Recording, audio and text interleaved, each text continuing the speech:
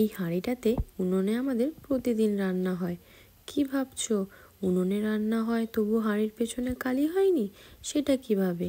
চলো আজ তোমাদের দেখাই সেটা কিভাবে সম্ভব। প্রথমে হাঁড়ির পেছনে এভাবে ভালোভাবে সরষের তেল মাখিয়ে নিতে হবে। এরপর একটা বড় প্লাস্টিক নিতে হবে, যেটাতে হাঁড়িটা ভালোভাবে ঢুকে যাবে। এবার ভিডিওতে যেভাবে দেখানো হয়েছে ঠিক সেভাবে প্লাস্টিকটা ভালো করে আটকে নিয়ে চারিদিকটা একটু সমানভাবে চাপ দিয়ে বসিয়ে নিতে হবে। এরপর হাঁড়িতে জল দিয়ে তারপরেই কিন্তু উনুনে বসাতে হবে, না হলে প্লাস্টিকটা পুড়ে যাওয়ার ভয় আছে। ব্যাস, তাহলে তো বলেই দিলাম তোমাদেরকে কিভাবে উনুনে রান্না করবে তবুও হাঁড়িতে কালি হবে না। তোমরাও এবার বাড়িতে চেষ্টা করে দেখতে পারো, খুব ভালো হয়।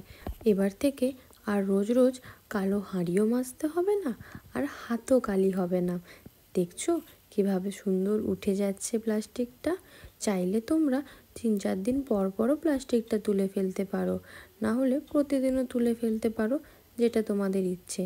দেখো কত সুন্দর উনুনে রান্না করেছি, কিন্তু হাঁড়ি কালি হয়নি।